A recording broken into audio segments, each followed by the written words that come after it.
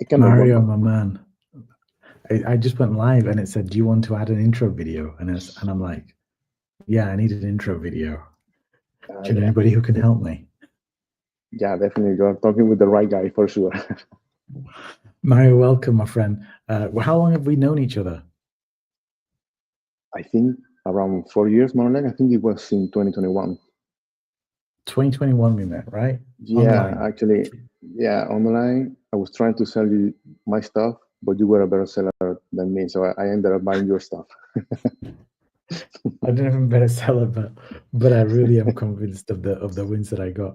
But yeah, you got one of your uh, team members to join my group mentoring program, Yeah, and he invested in that group mentoring program and did the everything on LinkedIn to really build out the personal brand, the company brand, find leads, connections. How yeah, did that work out? but yeah, back on those days, I was focusing on the big four: Instagram, TikTok, YouTube, Facebook. I have nothing on LinkedIn. As pretty much every business owner starts, like I was like running most of the things. I have my business partner, so LinkedIn was something that I knew it worked. I mean, my background is from system engineer. I wanted to do something. I didn't know how to start, and I heard a lot of good things about you. And I mean, when you show me what you can do, I said, okay, yeah, I can do this. I don't have the time, but I will just uh, train one of my guys to actually take care of this. And for sure, like you guys position us in, I think it was top 1%. And it's been varying. It's between top 1 and top 5%, depending on the month and the activity we have. But it's been good. There's a lot of comments that I haven't replied, and that's my bad. No, man, I get that, and I know that you got invited even yesterday to a lunch and learn in Orlando, right? Somebody reached out to you because you're based in Orlando right now, and I'm now somebody reached based in out to you Orlando. said, come, I want to invite you to an event, and I want to, have lunch with us and something like that. Came in through LinkedIn, right? Yeah, for sure. It creates opportunities that otherwise like it wouldn't be there. And I think this is the secret actually. Like you need to, I think every person needs to do one or two things, or the two things. Either build a personal brand and network. If Hmm. you do both, even better. But yeah, I mean, networking has been opening so much door for me. Like, well, I started the company back when I was living in Argentina, and now I'm living here in the United States. Like 2 years after I officially started, like legally the company, because I was just doing personal brand. But then when I created the LLC, I mean, it took me a year and a half to actually move and get everything. But I was able to do that because of all the connections and the networking that I was doing. And like, how did you get started in that? Like, and like, why video? It was, I'm a system engineer, so I was pretty much in systems and software, but there was something that I always wanted to learn back. I'm originally from Venezuela. I wanted to learn video games. That's something that's not a career there, so I'm not sure if right now exists, but at the moment it didn't exist. So one of the similar things that I could find was creating animations. So I was doing animations, but mostly for as a hobby. I wasn't actually selling those. But I met Grant Cardone on Instagram, so I really liked what the guy was saying. So I signed up for one of the free webinars, and he was selling about advertise, sell, promote. So I was like, okay, maybe I can sell animations. So I started my company back in 2020, and I was just selling animations and motion graphics. But I quickly realized that although I was selling animations between 200 and $800 per piece, I saw something like when the owner posted that video, although it looked like really cool, like really high end, the video got like 50 views. So I saw that okay, I can get maybe one sale, maybe two, but after that, he's not going to see the return of investment. So I need to pivot. I need to do something else. The business was always changing and evolving. I remember you doing animations. Actually, you made me a free animation when I started with you. it was so easy to cut people's attention with one animation. You just said, yeah, let's create your free animation or something, right? Yeah. Oh my God. So like, okay, so now here you are, you doing your videos do like 1 million views for your clients. I think you call yourself what, the 1 million view video company or something. I mean, yeah, like if you follow our framework, if you trust the process, I can promise you, you will get 1 million views. It's not always that easy, and it's not always like a straight line. I mean, the process is the same. You just need to keep improving and fine tuning. And the only way we can do that is that if you trust the process. And it's easy to say, but it's actually a little bit harder to convince the business owner to actually do it because they have some conceptions or things on how they want to be portrayed in the internet, which is okay. But I mean, some of them are realizing that you are competing not only with your, I mean, content right now is interest based, right? So let's say that I'm interested in health. So you would think that no, all the content that I'm going to be posting is go for people that like health content or whatever. Yeah, well, you know what? I also follow content for health, but I also like movies. I also like uh, pizza. So although I might be getting the content related to health, I'm also getting everything about my hobbies. I now have a daughter, so I'm getting a lot of baby videos as well on my feed. So you are competing with all of that, and you need to pretty much try to cut through the noise to make people stop on your video and actually pay you attention. But like you just said, like you talked about 50 videos. What's the difference between a 500 view video and a 1 million view video? What's the I mean, difference? if the structure is correct, the difference is probably be around the first 3 seconds. It's probably the hook. That was First 3 seconds. probably most of the time it's in the first 3 seconds. However, I'm testing one video right now on one of my accounts. There was an interview with it. You remember Fabio, the guy from The jet guy, yeah, the jet guy. Yeah. So I was testing we one of the interviewed him questions. together. You were my video crew. Yeah. So I did one question. The video did like about 5,000 views. I actually did it on trial reels. And I'm noticing that we are losing people whenever he's talking about uncertainty. So there's one thing that I call editing for retention. It's not my invention. I actually learned it from Ryan McGinn, who's been the creator behind, big people, Grant Cardone, for example. Ryan McNin. Okay, yeah. Ryan McGinn, yeah. So editing for retention pretty much say that you need to get rid of words of uncertainty. So every time you say probably, every time you said maybe, I mean, it's like you're not sure what you're saying. So you just get rid of that and just go directly with just one answer that gives you, let's say, authority, and then you have to own that answer. So you're saying that don't use filler words, maybe this, that. You need to be just punching your point of opinion across. I mean, get rid of it if you can. I remember the question. It was something about, because I heard that some people were saying that they'd rather fly business instead of a private jet because they feel less turbulence. Yeah.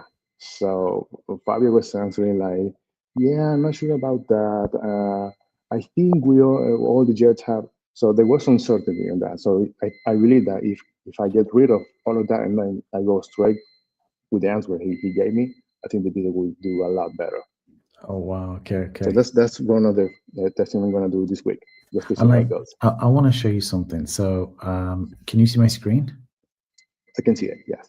Yeah. So there's 2 videos that you cut these 2 videos for me when I was with Steve Varsano of the Jet Business, and I just want to show you. Like this video did 11,000 views, and you did a variation. So the same kind of video, but a different different hook. It was a different hook, and there was also like a different visual hook.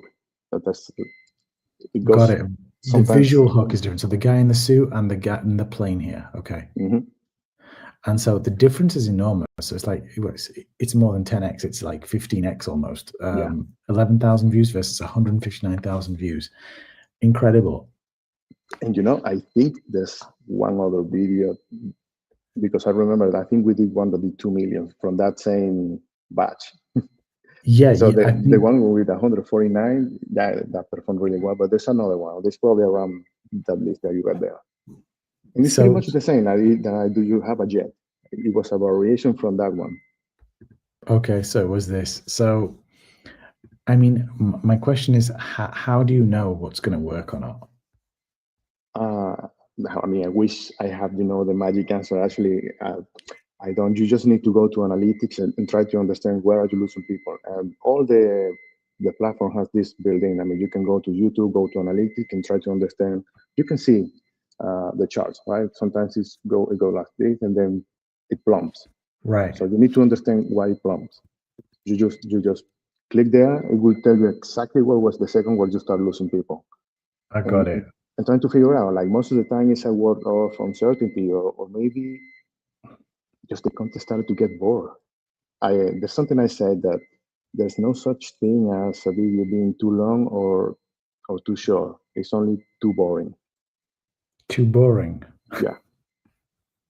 So if it's interesting enough, you can make it as long as possible. You can, yeah. Like, So, I mean, you can see Mr. Beast videos. Like, his average is about 18 minutes. right. Of course, Mr. Beast is in another category of creator, right? But So you actually, this is interesting. You experimented. I gave you my Wake Up Mentor YouTube account. It was nothing on there at all, and you grew it in 1 month from where to where? Do you remember? I think you got like 7 subscribers, and then we went in 1 month to almost 3,000 subscribers. Subscribers. And we did, I think it did like 4 million views, but we didn't do that through the whole year. I mean, I think we did that in about 2 or 3 months. And yeah, I think it was 2 months. You're still cashing in on those videos. You're still getting views from those videos. That was 1 year ago. It's still, and the thing about YouTube is that it's like this. It's owned by Google, so it's like a search engine, right? People search in YouTube for questions. But so, what's the difference for me to understand? And then I want to lead into LinkedIn. What's the difference between posting a video on Instagram, TikTok, YouTube Shorts, Facebook? What's the difference? What's the difference between all these audiences? I think you need to have omnipresence, which means be on every platform. However, you need to understand that every platform has their own audience and their own, let's say, personality. And say, if you're just starting, like, you need to answer this question, like, because most people go directly to create an Instagram account, which is okay. I mean, I think Instagram right now is like a website 20 years ago. People don't go to websites anymore. They go to check your Instagram. If you exist there, and what they saw, they like it, maybe they go to the website. But anyways, you need to answer the question that, where does my ideal client is hanging out? Like, because most people go to Instagram, but are you sure Instagram is your place? Like, those are some questions that you need to answer. For me, I started on Instagram, and I realized like months, years after, my ideal audience is not on Instagram; it's on YouTube. So I should be optimizing. How did you figure that out? Just analyzing the data. So I should be optimizing for YouTube first, and then I go to the other social media. So I also realized that the same video that perform on YouTube can go to Instagram and perform like almost the same. But the same video that I do for those social media, if I post it on TikTok, it will flop.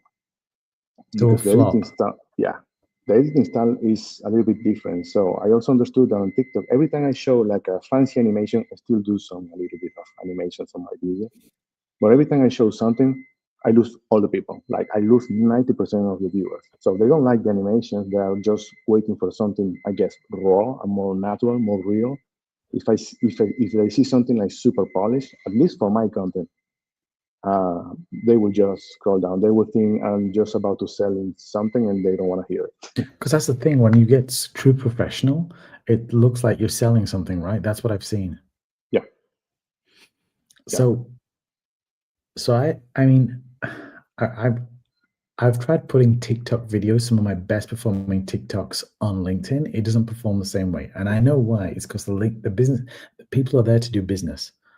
In LinkedIn, what I've realized a long time ago is that you always have to bring it back to business. So, for example, on Facebook, people posting, a photo of their baby, you know, but they're not interested in that on LinkedIn. And then people say LinkedIn is becoming like Facebook. And I'm talking about videos, But I always say you can post a photo of the baby, but your message needs to be completely different because you're talking to business people. So you want to say, work hard, but don't forget why you're doing it. Something like that would resonate more on LinkedIn than, just here's my new baby. I'm so proud of my family and my wife. Or even how are you juggling, being a dad and also like running a business or doing your job or whatever it is that you're doing. But you need to connect it back to actually to have some sense. To have some sense for the people on there. Yeah, exactly. Yeah. I had a fitness coach and he once pitched, his tagline was on LinkedIn, something along the lines of lose 10 pounds in 90 days, something like that, and involves you're busy, helping busy dads lose 10 kilograms, I think it was, in 90 days without going to the gym. And that was the tagline, on LinkedIn. And I'm like, shit, that's strong, That's strong. That's a great hook. I mean, that pretty much, it has all the elements that you need for a compelling post. It was his homework to go away and come back with something. And he came back with that. I was like, damn, try it, And it was great because it got to those busy professionals. Yeah. So what do you think is the opportunity for video on LinkedIn? We had Ariana just say hello, Ariana Acuna. She's here around. Hello, Ariana from Mario. You introduced me to her. She's working, got her own content agency and stuff like this. She's growing fast on LinkedIn as well. Definitely connect with her, guys. But I want to know, what is the opportunity with media on LinkedIn that you see as a video content creator? Yeah, I think it depends on your goals, but there's a lot of creators that I know a lot of people that they want to get brand deals. So you're probably not gonna get your brand deals from Instagram. You may get it on YouTube, but it's not that you can, but build your portfolio on those platforms, but then you do the networking on LinkedIn. So there's where you're going to be approaching, the head of marketing or whoever is running their campaigns. Once you get their attention, then you can show them your portfolio.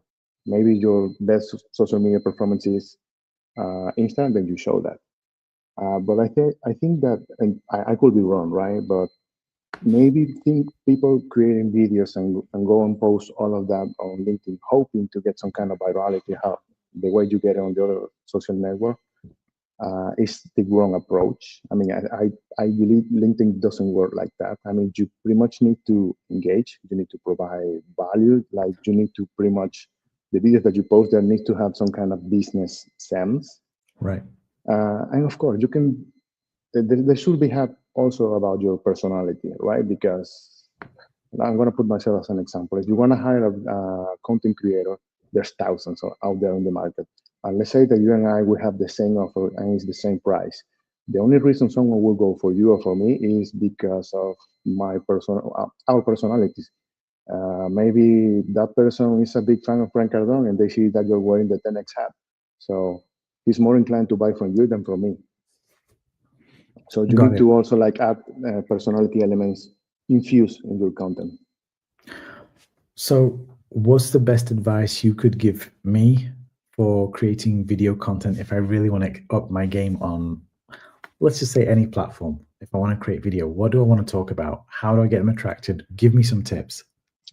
Okay, I'm just. I need to shoot some video today, by the way. My team's got four requests for me to shoot video today. I don't know how I'm going to do it. But give me some tips. So who's your target? I'm going to assume is business owner. Yeah, correct. Business owners. And well, you already know this, but I was going to say, where do you think they're hanging out most of the time? On social media, I guess. I mean. Yeah, absolutely. They're hanging out on social media. They're hanging out on LinkedIn. They're hanging out on maybe on Instagram as well. The other one, which one you would think is the best? Look, I'm or thinking, I'm thinking LinkedIn, Instagram, or YouTube. I'm not thinking my people are so much on TikTok or on Pinterest, Twitter, maybe Twitter, yeah, but yeah, to be honest, I don't play on Twitter as well. I have no idea how to grow anything there. But I mean, you already got the content. So basically, my next point would be like, okay, you said that probably number 2 is Instagram. So yeah, optimize your videos for Instagram, and whatever, and whenever, once you know exactly what was there, you can start repurposing the same videos to LinkedIn. I'm guessing that based on what I know about your content, it's mostly about motivation, how to get more sales, how to get more business, how to network. So all of that content works. I mean, fits perfectly on LinkedIn. Um, but to say that you need to optimize a content to go viral on LinkedIn, that's the wrong approach. Like optimize your content to go viral on Instagram and then use that on LinkedIn. I think that's the best use of your time. And also like this call, I mean, you're recording, so let's chop it up and test it out on the different social media. I've been recording it from one of my phones over there. every opportunity Every to opportunity grab is content. content. Yeah. I think everybody needs to have like a wingman whenever you're doing business, doing something, like just to be behind you filming. You never know Yeah, what's going to happen. absolutely. So, okay, so I know, and this is a question I've had because, by the way, haters are a great thing, right? Haters. Yeah. I mean, you gotta love the haters You because gotta the love haters hate. are the ones that are gonna make you viral. They're gonna be, giving you shit on the comments, but you know what? Also, your loyal fans are going to be defending you. So there's gonna be an exchange of comments, and the algorithm is gonna take that as, okay, this video is good. I'm gonna keep pushing it to other audiences. So yeah, I'll say that don't delete the comments, just leave it there, unless it's something like really nasty about, I don't know, your family. I mean, leave the That's comment what there. is that always what happens when something goes viral? It's always about the exchange between fans and positivity and negativity. Is that usually the thing, or is it something else? No, yeah, I'll say 100%. Like it's always is. I mean, I have not seen a viral video where everything is positive. And the few times that that you see that, I think they're probably bots. I mean, you can see it in the comments, like so much positivity in the world doesn't exist. I mean, I got you it. can see that all the comments are like, "This is what I needed today. Yeah, this is great. Yeah, this is what I need." I mean, all the comments are pretty much similar, and the names of the accounts looks fishy. Suspicious. So yeah, Yeah. but it's always an exchange of good and bad. You probably everybody have noticed this. Like for example, I post videos about my work, my content, or my offer. It gets some reach. If I post something about my wife or my baby that is not selling anything, yes, you will have a tons of likes, a tons of comments. So emotion is a big thing. I mean, if you can try to communicate some kind of emotion to your content, and understand that not every piece that content that you make is meant to be viral or is meant to reach a lot of people. Some pieces are for your family, some pieces are for your loyal fans. You need to understand, like, and this is a common mistake that I see. Like, I see a lot of business owners posting a lot of pictures, and they get upset because they don't reach followers. And yeah, they're not going to reach the new followers with only pictures. If you want to reach non-followers, you have to create reels. You have to create reels Yeah, you cannot go viral with one post, one static post. Hashtag doesn't work anymore. I mean, on any platform. I mean, on LinkedIn, we use it for indexing, but are you yeah, saying the it same, the doesn't? same thing. Right now, it's only for indexing. If you want to get some kind of positioning, like right now, Instagram, I think it open up, and depending on how you put the copy and what hashtag you use, you may rank on that keyword particularly. Okay. So what are we not knowing about? Give me some juicy secrets about what's going on with Instagram, TikTok, YouTube, like algorithms or the way it's performing or whatever. Give me something. Yeah, like I'm gonna start with the basics, and then I'll go to to what I believe is the most common problem, right? So the basics is people are studying the social media like if it were 2012, like really old school marketing. They are too worried about branding. So you need to understand that every time you stamp your logo, either in the beginning or in the end, you are killing distribution. Killing distribution by You're stamping your killing the logo. distribution. Yeah, I mean the reach is gonna be less. So I also see this a lot on my clients' account that they design beautiful cover for the reels. Yes, the feed look beautiful, but then like what? I mean, I have no reason to click on a beautiful thumbnail if I don't know what it is. So if you are Right. going, and I'm not saying you shouldn't design beautiful covers, but if you are going to do that, like at least put the hook so I kind of know what the video is about. But if I Exactly what you see, showed me. Yeah. With yeah, Steve if I Vassano. see exactly, if I see, your brand colors and your logo, why would I click that? I don't know you. Got it. Got Like, it. So really, and I think that not even your loyal fans are gonna click that if they don't know what it's about. yeah. So I mean, people. I mean, I always say people are interested in what's in it for me. What can Yeah. you give me? What can you do for me? One thing I forgot about, you told me about probably one thing about LinkedIn, and you two have this one as well. Not many people actually know what's I'm going to call it lifetime. Maybe lifetime is not the word, but just to put an example, if you make a reel or you make a post on Instagram, it will last, I believe, 24, 48 hours until it basically disappears. I mean, they won't be pushed anymore unless you get some kind of virality. That's not the same thing that happens on YouTube and on LinkedIn. Like your Correct. old Yeah. content can be ranked again, depending on if people are commenting or they're doing something, or even if they're typing some keywords. So on LinkedIn, I mean, it's indexed for about a week. I mean, you have really see strong performance on something that's a week or even 2 weeks old. You can still see it. Even if you open your LinkedIn and you scroll down the feed, you'll see some posts that were posted 2 weeks ago. And they will be before something that was posted an hour ago. You'll see that. Anybody can see that. So it really doesn't matter when you post it so much. But there is one thing. If you post a LinkedIn article, right? So it's a long form. You can do a video post, a photo post, there's an article. And you post an article, the SEO life of that is like insane. It's like 6 months, even more. So articles, the performance sucks. Like, I mean, I think I have articles that got like 25 views. But I really don't care because the SEO index is so strong with Google. So Google's reading that and indexing it, that if you search for me, it's helped increase my rank on Google. Yeah. And that's how I got to the top of Google for free. Yeah, you can get something similar with YouTube, but you cannot get that same thing on TikTok or Instagram. Right. TikTok and Instagram will not be indexed so heavily with Google. Yeah, and then you see business owners saying like, "No, I already talked about this. Like, we need to create more fresh content."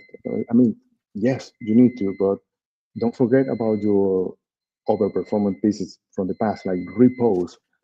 I mean, it will be a little bit egotistical, I'll say, that you say, "Nah, everybody already saw that and they don't want to see anymore." No, man. I mean, you will get bored of your own content before your audience even sees it. So you'll get bored of your own content before your audience even see it. Yeah. Yeah. Yeah. We say as well. We say assume nobody saw it. Right. Yeah. We come from the same school. But also, like, let's say that you got a big performance piece, right? And you get excited, you get the dopamine. Yeah, awesome. Yeah, I need to make more. Yes, you need to make more, but you need to understand why that one works. Like, you need to see that piece of content. Like, what will happen if you have a lottery ticket, like a winning lottery ticket? What will you do? I mean, you cash in. Yeah. And what will happen if that same lottery ticket you can cash in like as many times as you can? I mean, you will use it as many times as you can. So that's what I say. Like, you gotta win it, keep cashing in, man. Keep cashing in until it doesn't work anymore. So I need to, and can I now tell me this? Can you actually repost exactly the same video with exactly the same file size? Because I thought that maybe the platforms are gonna, look at certain stuff and maybe with AI scan it to see if it's the same video and prevent it from blowing up a second time. Is that No, this it's always change. It's always a changing thing, educate right? me? Like when trial reels open up on Instagram, you can pretty much grab the same piece of content, use it as a trial reel, and you will get a boost, like almost all the time. Damn, so my team can actually take my Instagram best performing reels, put them out on trial reels, and still attract me new Yeah. followers. Not Okay. even changing one thing, like just exactly how it is. But they changed it, like I think last week. So you do now need to tweak it a little bit. Ah, okay. But there's one platform that is not punishing that, which is TikTok. You can use the same piece of content. TikTok can recognize the duplicate, but let's say that I grab one of your videos and I repost it on my account, then it will be recognized as a duplicate. But if you work my own content and I repost it, then it's okay. They don't punish you. YouTube will probably punish you a little bit, so you need to also tweak a little bit the overperformance content. But I remember Hormosis about probably 4 years ago. I think I saw probably like 20 different versions of his Chipotle video, like how he was getting the protein he needed by This guy, eating right? This yeah guy. yeah like eating a Chipotle like every single day. How he saved money, how he saved time, and how he get the protein he needs. So I think I saw 20 different versions of that. So he had a winning video, and he pretty much kept cashing in on. You guys edited one of those videos for Alex Ramosi. You guys Let's, edited something for Alex Ramosi. I remember. let's say that we cannot legally say some stuff about some people. Okay. There's some tension about some creators. Okay. No, but I understand. Yeah, But let's say it wasn't to be completely transparent. It wasn't completely. Um, I wasn't completely involved. I was sideways. Someone else was doing content, and I was training to be one of his editors, so I got some of the content to edit. got it. I understand. No, amazing. So, okay. So I know what to do with my content. I had some questions that There's came in. one more thing, Faisal. Maybe not, Oh yeah. maybe not for LinkedIn, but you asked me about give me one thing. And if you are open, and this is a suggestion for a business owner, that you guys gotta go extreme. Like how do you use ChatGPT? Yes, we use it. Yeah. Okay. Now let's say that you want to learn about right light therapy, right? I think you will go to ChatGPT and you will ask a question to understand something instead of going to one of the Instagram or social media account to find information. So Right. what I say is that if ChatGPT can say it better than you, then you got a problem. So you need to. People right now they want the immediate answers. So your content needs to pretty much give them what they need. One way that you can pretty much stand out about everything else is one, your personality, and two, you gotta create extreme versions of a common problem. For So, example. what would it be like an extreme version? And this is something I did recently for one of my actually red light clients. So it was a 24-year-old girl. So she was trying to get a video about how it's helping her with to stay young and stuff. So, at 24 years, you barely have any wrinkles, right? Unless you got some serious health problems, you probably don't have it. So, how can we make that girl talking about something that some people might not relate? So, one of the hooks that we come up was like, I look so old for my age that the dating apps were showing me men in their 40s. So, that's funny, and some people might actually click the video to just to laugh about whatever it is that she's saying. But that's an extreme problem that probably a 24 years old doesn't have. Okay, got it. I got it. So I think very human. So And we had a question that came in. What about AI? How do you see AI video creation and stuff like this? ChatGPT can create a lot of things. It's what is it called? Mid-Journey. All these Journey for platforms that images, create. yeah. And I've seen some Yeah. amazing stuff out there as well, because so one of our team, he's in charge of innovation. He has research and development budget and goes out and tests tools. So see how we can work more efficiently and what we can talk about to our clients as well. But how do you see AI creation and how is it impacting what we're doing? Should we all be using it? I think we should all be using it to some extent. Like, for example, I've been trying some different tools just to understand if I can speed up my editing process. I haven't found one that actually convinced me, like, because we have a specific process. I mean, it's not just only getting the hook right, it's what I told you before, right? It's getting rid of the uncertainty words. So there's some stuff that I believe the editing app, the AI editing are not there yet. I mean, they're getting good. They probably will in the next, I don't know, few months. But right now, I don't use any of those.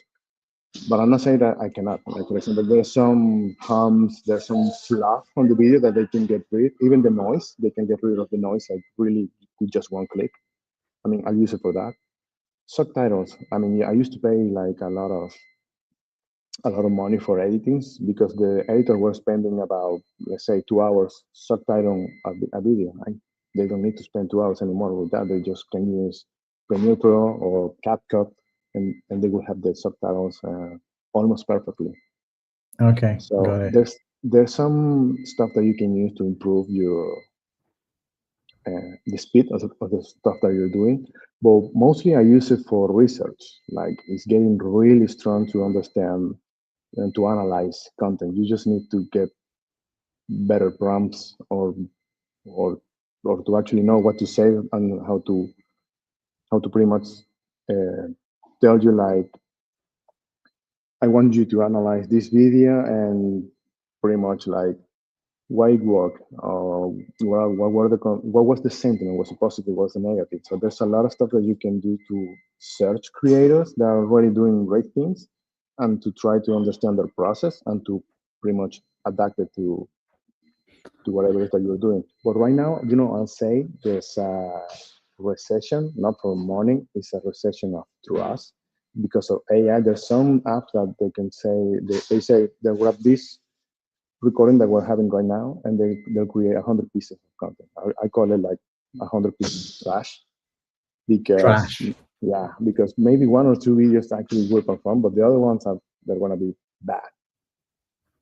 Social media right now is flooded of that. So there's a saturation of content. That's why you need to go stream.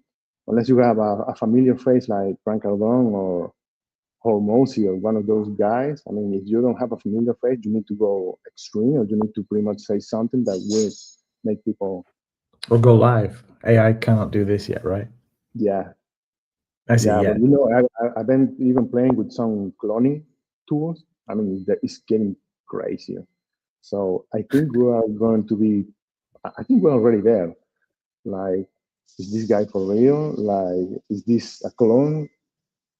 Like, there's going to be a recession of trust and authenticity on rawness is going to be top. Because, I mean, the more authentic you can show with people, the more they will trust you.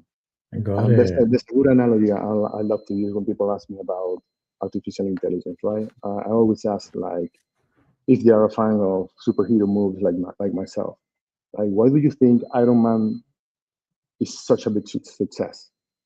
I mean, yes, it's cool, the robot doing something, but it's not about the robot, it's the person behind the robot that is actually the success behind the fancy robot.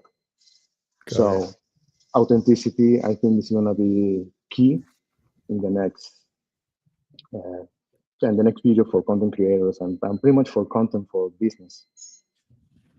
So listen, what I'm hearing here is that also that YouTube is banning AI generated content, or Yeah, it's not exactly that they're banning, it's that they're getting demonetized. There's no monetization with those Oh, contacts. it can still get views then. They can still get views, but they're not going to get money from it. Money from, okay. And Gmail is blocking AI generated spam, right? Or if Gmail, if I remember correctly, the article I read, and I don't know if this article is true or not, but I read from a trusted source that it was, if Gmail recognized that this email was written with AI, it would trigger flag it as spam. Is that correct? Do you know anything about that? I heard about it. Even on Instagram, I heard something like they actually know if you copy and paste the copy. So, like, we do use AI for the copy, but we don't copy and paste. Like, we always are changing some things. This is actually a good tip that I can give you. Like, don't use scheduling apps for your. I mean, I'm not sure how. Yeah, we don't. We okay. hate them. We don't use them, and LinkedIn hates them too. So we see native, and LinkedIn you can native schedule now. So yeah, but absolutely. So yeah, like most people are killing their reach by just using scheduling app. Or, and I don't want to speak. I mean, they do all great jobs, but if they're paying like a virtual assistant in the Philippines, in India, for them to post their content, they're killing their reach again, man, because the platform knows where you are, what telephone are you using, and which time are you posting. I mean, it's interest-based content, so all of those variables will affect your video. So if you're posting from India, then your reach is going to India first. So how does people like on Instagram, I know how they do on LinkedIn, but Gary Vaynerchuk, all these people, how are they doing it then? I think Gary Vaynerchuk, I mean, I follow him. I really like his content, but I think he has a structure that not many people can. So, I mean, the resources he has, he probably got maybe one poster for each social media. I'm not sure exactly what's behind his content creation process. But yeah, I always make a little bit fun that he says like, you need to post 10 times a day. So yeah, I mean, ideally, but you need to pretty much get like super organized to be able to do something like that. I'll say start with one, and whenever you find something that works, I just keep scaling. Awesome. And yeah, try to use AI to optimize whatever you can, knowing that it won't be 100% what you need. It still needs input from you. Awesome. Hey, You well, know, thanks, I sell that you get 100 videos if you spend one day with me filming. I just what I want to clarify.